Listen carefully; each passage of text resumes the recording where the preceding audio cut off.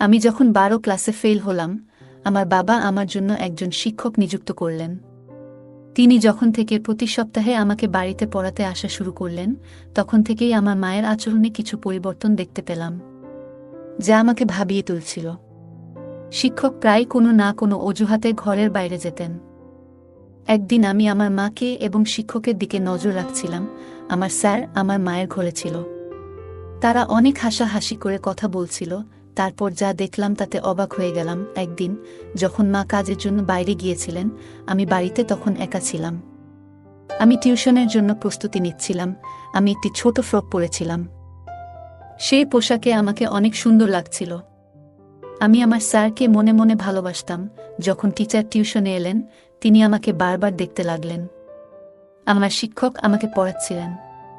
হঠাৎ তিনি কিছু সময়ের জন্য আমাকে লক্ষ্য করে তাকালেন, তারপর মৃদু হাসি দিয়ে বললেন, তুমি তো অনেক সুন্দর। তোমার মায়ের মতোই ভালো দেখাচ্ছ।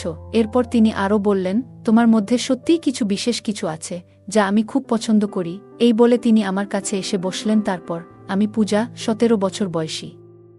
ছোটবেলা থেকে আমি কিছুটা শান্তশিষ্ট ও সুন্দর মেয়ে ছিলাম। গায়ের রং ছিল একদমই ফর্সা। আমার জীবনে এমন কিছু ঘটে যাবে আমি কখনো ভাবিনি।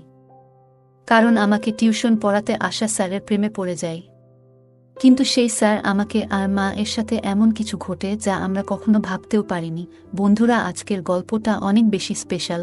আশা করছি তোমাদের ভালো লাগবে।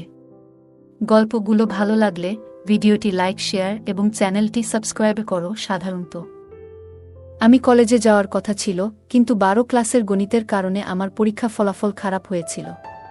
অঙ্কে আমার অনেক দুর্বলতা ছিল, আর তাই আমি সেই বিষয়ে ভালো করতে পারিনি। বাবা কখনো আমার জন্য টাকা দিয়ে সাহায্য করেননি। তার কথা ছিল, তুমি নিজেই পরিশ্রম করো, তবেই তুমি কিছু অর্জন করতে পারবে।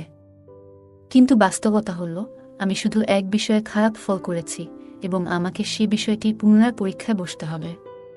তবে বাবা আমাকে পুরো বার্ষিক পরীক্ষায় আবার বসতে বললেন, মানে সব বিষয় আবার শিখে পরীক্ষা দিতে হবে। গণিত বিশেষ করে আমার জন্য ছিল একটি বড় চ্যালেঞ্জ। বাবা এবার একটু কঠোর সিদ্ধান্ত নিলেন। আগে তিনি আমাকে টিউশনে পাঠাতেন এবং আমি কোচিং ক্লাসেও যেতাম। তবে এবার তিনি বললেন, তুমি কোচিংয়ে গিয়ে মনোযোগ দিচ্ছ না, তাই এবার তোমার জন্য বাড়িতে একজন বিশেষ শিক্ষক লাগবে, যিনি শুধুমাত্র গণিত পড়াবেন। বাবার এই সিদ্ধান্ত আমাকে খুব ভালো লাগেনি। তবে আমি কিছু বলতে পারিনি। মা সবসময় বাবার সামনে কোনো কিছু বলতে ভয় পেতেন। এরপর নতুন শিক্ষককে সাহায্য নিয়ে আমি আবার মন দিয়ে পড়াশোনা শুরু করলাম। বিশেষ করে গণিতের প্রতি আমার মনোযোগ আরও বাড়ানোর চেষ্টা করলাম। আমি বাবার সিদ্ধান্তকে সঠিক মনে করতে লাগলাম। কয়েকদিনের মধ্যে আমার পড়াশোনা ও টিউশন শুরু হলো। এটি ছিল টিউশনের প্রথম দিন। স্কুল থেকে দুপুর 12টার দিকে বাড়ি ফিরলাম এবং মা আমাকে বললেন 1টার মধ্যে সবকিছু গুছিয়ে নিতে, কারণ 2টায় আমার টিউশন শিক্ষক আসবেন। সেদিন প্রথমবার আমি শিক্ষকের সাথে দেখা করলাম। তিনি প্রায় 30 বছরেরও কম বয়সী একজন যুবক। মা তাকে একটু জল দিলেন এবং তিনি জল পান করার সময় কিছুটা লজ্জিত মনে হচ্ছিলেন। সম্ভবত আমি তার প্রথম ছাত্রী ছিলাম। আমি চাইছিলাম যে আমি গণিত ভালোভাবে শিখি। প্রথম দিন শিক্ষক খুব বেশি চাপ দেননি, তাই আমি একটু স্বস্তি পেলাম। তবে শিক্ষককে দেখে মনে হয়েছিল তিনি খুবই পেশাদার এবং কিছুটা লাজুক প্রকৃতির মানুষ ছিলেন। কিছুদিন ভালোভাবেই কাটল। শিক্ষকের পাঠদান সংগঠিত ছিল, কিন্তু গণিত এখনও আমার কাছে অস্পষ্ট ছিল। টিউশনের মধ্যে মাঝে মাঝে আমি ঘুমিয়ে পড়তে শুরু করলাম। যখন শিক্ষক পানির জন্য ঘর থেকে বের হতেন, তখন হঠাৎ করে আমার ঘুম চলে আসত এবং আমি 1 থেকে 2 ঘন্টা ঘুমিয়ে থাকতাম। শিক্ষক কখনোই আমার এ বিষয়ে কিছু বলেননি বা মার কাছে অভিযোগ করেননি। আমি বুঝতে পারছিলাম যে শিক্ষক সত্যিই ভালো, কিন্তু আমার ঘুমানোর পর অন্য জায়গায় কিছু ঘটছিল যা আমার অজানাই ছিল। মা এবং শিক্ষকের মধ্যে কিছু চলছে, কিন্তু তাতে আমার দৃষ্টি পড়ছিল না। আমি কিছুই বুঝতে পারছিলাম না। আমার চোখের আড়ালে কিছু একটা ঘটছিল। একদিন টিউশন চলাকালীন হঠাৎ করে আমার কাশি হতে লাগল এবং তা বন্ধ হতে চাইছিল না। আমার কাশি করতে দেখে শিক্ষক আমার পিঠে হাত দিলেন। কাশির শব্দ মায়ের কাছে পৌঁছালে তিনি তাড়াতাড়ি জল নিয়ে এলেন। সেই সময়েও আমি শিক্ষকের উপর নজর রেখেছিলাম। মায়ের হাত থেকে পানির গ্লাস যখন শিক্ষক নিলেন, তখন তাদের হাত একসাথে লাগার মতো হল। এটি দেখে একটু অস্বস্তি অনুভব করলাম এবং কেন জানি মায়ের উপর রাগও হচ্ছিল। তখন আমার মনে কি চলছে তা আমি নিজেই বুঝতে পারছিলাম না। পরবর্তীতে শিক্ষক আমাকে নিজের হাত দিয়ে পানি দিলেন।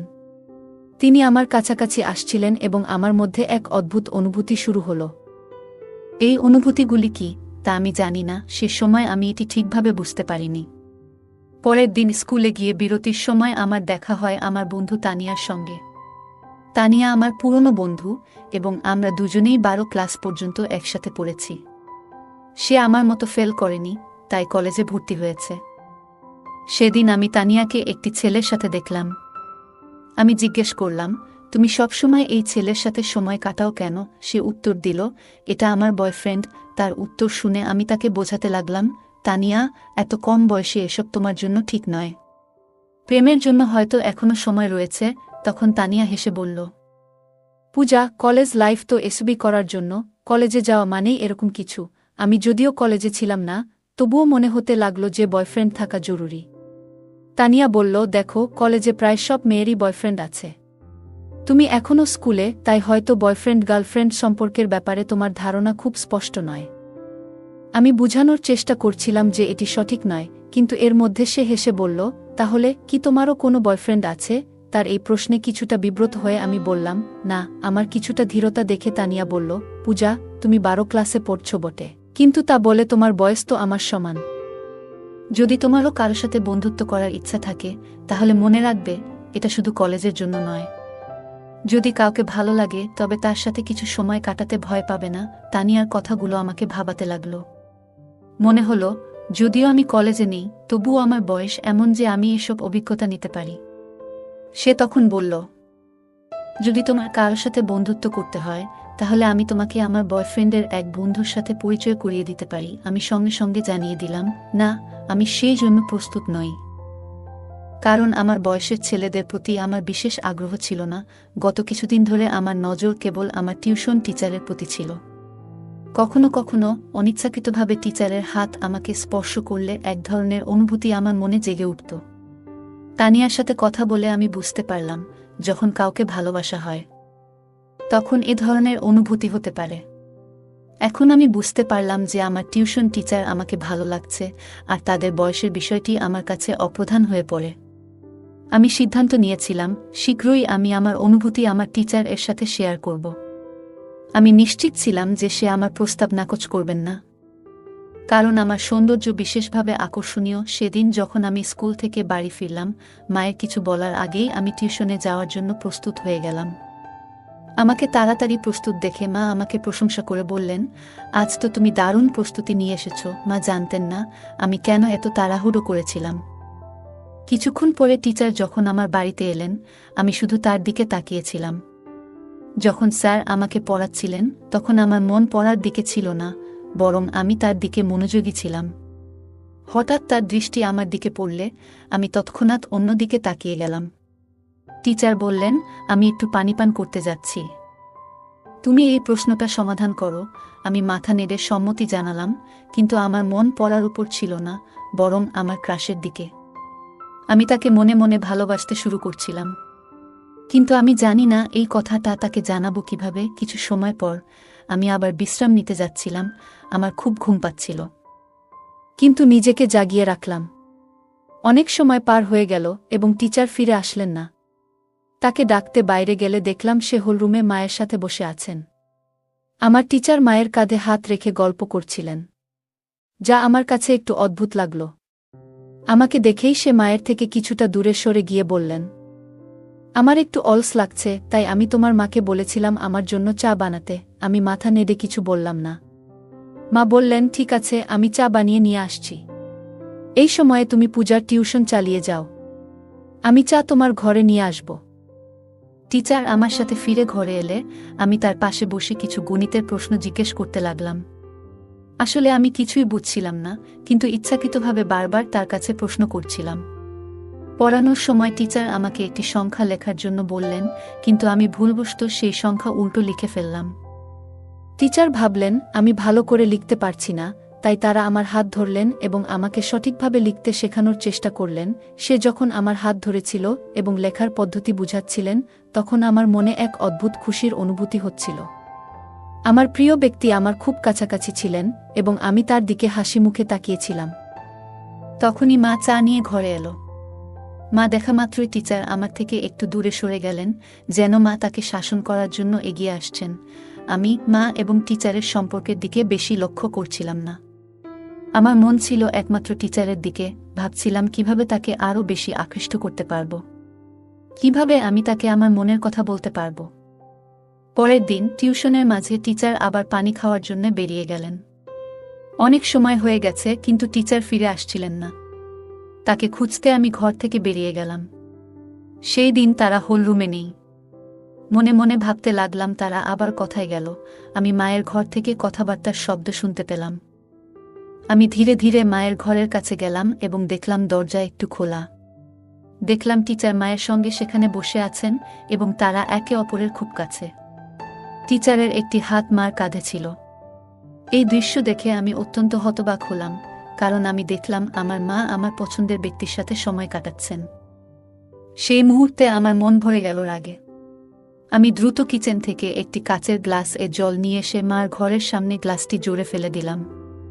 ওই শব্দে তারা দুজনই তৎক্ষণাৎ বাইরে এসে পড়লেন। মাকে দেখার পর আমি বললাম, বিপত্তি হয়ে গেছে, গ্লাসটি হাত থেকে পিছলে গেছে।